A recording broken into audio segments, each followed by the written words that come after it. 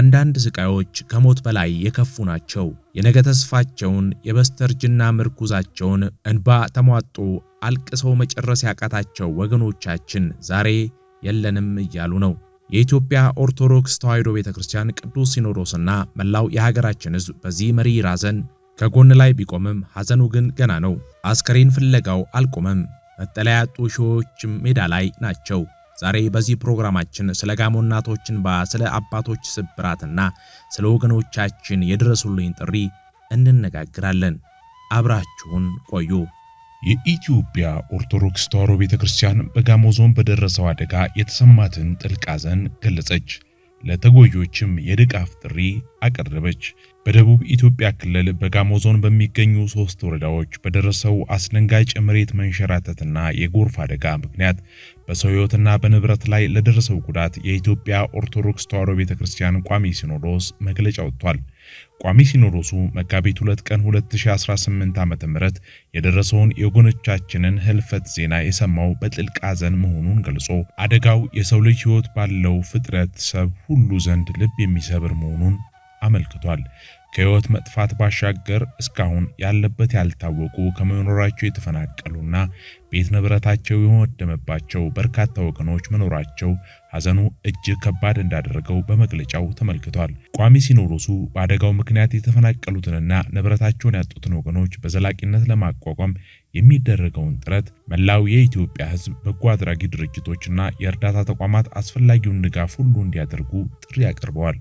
ሕይወተ ሙታን ተስፋ ቅዱሳን የሆነውን አምላካችን እግዚአብሔር በአደጋው ሕይወታቸውን ላጡ ወገኖች ረፍተ ነፍስን እንዲሰጥ ለቤተሰቦቻቸውና ለመላው ለሀገራችን ሕዝብ መጽናናትን እንዲያደልልን ቤተክርስቲያን ዘውትር እንደምትጸልይ አስታውቀዋል።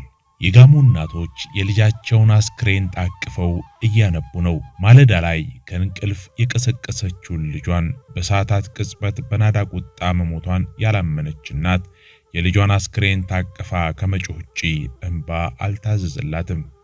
አንዳንድ ስቃዮች ከሞት በላይ የከፉ ናቸው። ይህንን ስቃይ የጋሞ እናቶች እየተጋፈጡት ይገኛሉ። ወደዚህ መንደር ሞት ብቻውን አልገባም፣ ማህበራዊ ምስቅልቅል ለዓመታት ከሚቸነከር የሐዘን ረመጥ ጋር እንጂ። በደቡብ ኢትዮጵያ ክልል ለ3 ቀናት የሚቆይ ብሔራዊ ሐዘን ታወጀ። በደቡብ ኢትዮጵያ ክልል ጋሞ ዞን በተከሰተው ድንገተኛ የመሬት መንሸራተትና የጎርፍ አደጋ ሕይወታቸውን ላጡ ዜጎች መታሰቢያ ይሆን ዘንድ ከነገ ጀምሮ ለተከታታይ 3 ቀናት የሚቆይ ክልላዊ የሐዘን አዋጅ መታወጁን የክልሉ መንግስት አስታውቋል። በጋሞ ዞን 4 ወረዳዎች ላይ በደረሰው በዚህ ከባድ የተፈጥሮ አደጋ እስካሁን ድረስ 74 ሰዎች አስክሬን መገኘቱን የክልሉ ኮሚኒኬሽን ጉዳዮች ቢሮ ኃላፊ አቶ ኃይለ ማርያም ተስፋዬ ገልጸዋል። እንደ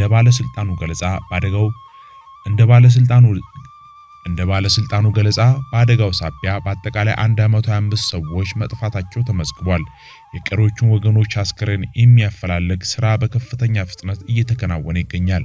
በክልሉ የሚገኙ ሰንደቅ ዓላማዎችም ለሟቾች ክብር ሲባል ለ3 ቀናት ዝቅ ብለው ይውለበለባሉ። የክልሉ ርዕሰ መስተዳድር አቶ ጥላሁን ከበደ ከፍተኛ አደጋ ጉዳት በደረሰበት ጋጮ ባባ ወረዳ ማዞ ዶይሳ ቀበሌ በአካል በመገኘት ጉዳት የደረሰባቸውን ቤተሰቦች አጽናንተዋል።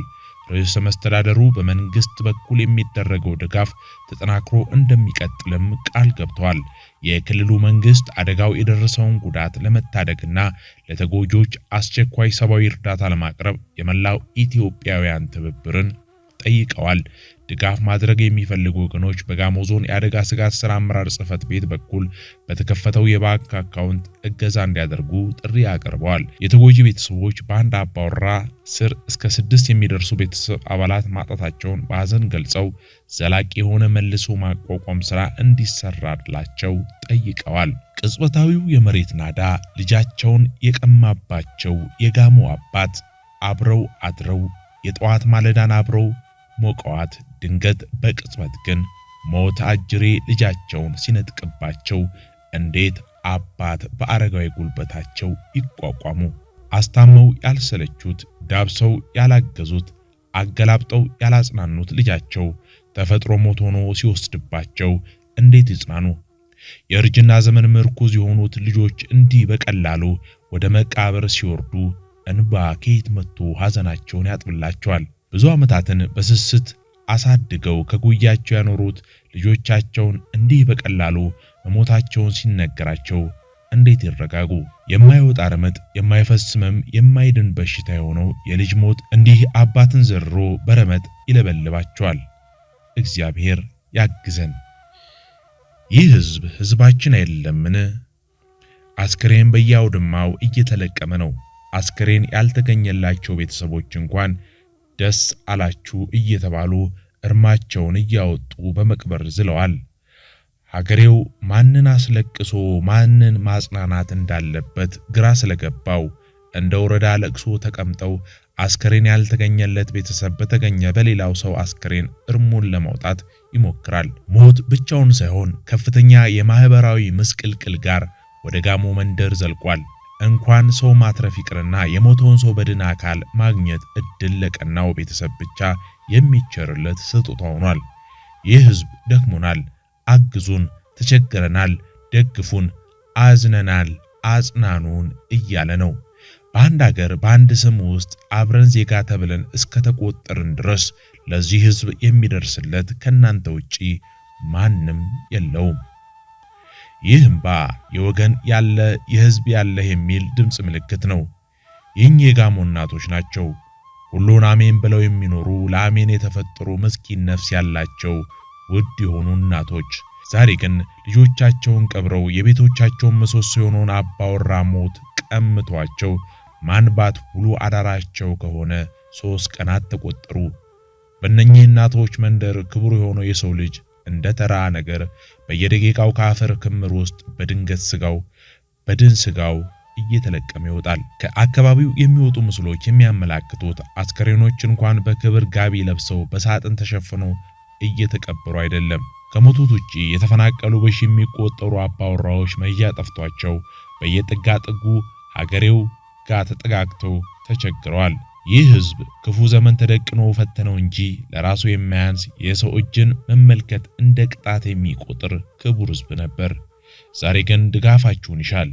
የክልል መንግስታት፣ የፌዴራል ሴክተር መስሪያ ቤቶች፣ የሃይማኖት ተቋማት፣ ረጂ ድርጅቶች፣ የፋይናንስ ድርጅቶች ከሐዘን መግለጫ ከፍ ያለ የዕለት ደራሽ ምግብ፣ መጠለያና ሁሉን አቀፍ ድጋፍ ትለግሱ ዘንድ ተጠይቃችኋል። ያው የእናንተ ወገን አይደለምን? በክፉ ዘመን አብሮነታችን ካልታየ ወደ ማን ሄደን እንሸሸጋለን? ሰው ወድቆ ላይነሳ ከነስትንፋሱ የተዘራበት አውድማ። ይህ ከፊል አካሉን ገልብጦ በመሬት ላይ የተዘረጋው የተራራው ክምር አፈር ከ100 በላይ ሰዎችን ከነስትንፋሳቸው ቀብሮ ሸሽጓል። እንደ ከዚህ ቀደም ምድር ፍሬ ልታፈራ ሳይሆን ንጉሷ የሆነውን የሰው ልጅን በሆዷ ውጣ ልታስቀር ወዳለች። ይህ እህል ሊያበቅል የታመነ የነበረው ምድር መኸር የሌለው የሰው ልጅ ተዘርቶበታል። ሰማይ መስኮቱን ከፍቶ ምድር ሆዷን ቀዳ በህብረት ሰውነት ላይ አምፀው በመቶዎች የሚቆጠሩ የሰው ልጆችን ደብቀው አስቀርተዋል። እግዚአብሔር ነፍሳቸውን ይማርልን። ክቡራን ተመልካቾቻችን ዛሬ ያየናቸው ምስሎችና የሰማናቸው ታሪኮች እንዲህ ተራ ዜናዎች አይደሉም። እነዚህ በጭቃና በአፈር ተሸፍነው የሚወጡ አስክሬኖች የአንድ እናት ተስፋ፣ የአንድ አባት ምርኩዝ፣ የሀገር ነገዎች ነበሩ። ዛሬ በጋሞ ምድር ላይ ምድር ሆዷን ከፍታ ስትወጥ ሰማይ ደግሞ ዝናብን አዝንቦ የደረሰበትን ሲሰውር ወገናችን የደረሰልን የለም ወይ ብሎ እየጮኸ ነው። ቤተክርስቲያን የሐዘን መግለጫ አውጥታለች። ቅዱስ ሲኖዶስ የድጋፍ ጥሪ አስተላልፏል። ነገር ግን ከጸሎትና ከሐዘን መግለጫ ባለፈ ዛሬ ለወገኖቻችን የዕለት ደራሽ ምግብ፣ መጠለያና አልባሳት እጅግ ያስፈልጋቸዋል። ሞት ብቻውን አልመጣም፣ ማህበራዊ ምስቅልቅልንም ይዞ እንጂ። ትላንት ኩሮ የነበሩ በላባቸው ይኖሩ የነበሩ ዛሬ የሰው እጅ እንዲያዩ ተገደዋል። ይሄ ደግሞ የኛ ፈተና ነው። ወገናችን ወድቆ ሳለ እኛ ዝም ልንል አልችልም። ሰው ወድቆ ላይነሳ ከነስትንፋሱ የተዘራበት አውድማ ላይ ቆመን እጃችንን እንዘርጋ። ዛሬ የምናደርገው ድጋፍ ለአንድ እናት ተስፋ፣ ለአንድ አባት መጽናኛ ይሆናል። ፈጣሪ በአደጋው ሕይወታቸውን ላጡ ወገኖቻችን ረፍተ ነፍስን ይስጥልን። ለቤተሰቦቻቸውና ለመላው የሀገራችን ሕዝብ መጽናናትን ያደልልን። ይህ ቪዲዮ ለብዙዎች ደርሶ የወገኖቻችንን ድምጽ እንዲሰማ ሼር በማድረግ አትርሱ። አብራችሁን ስለነበራችሁ ከልብ እናመሰግናለን። ኢትዮጵያንና ሕዝቦቿን ፈጣሪ ይጠብቅ።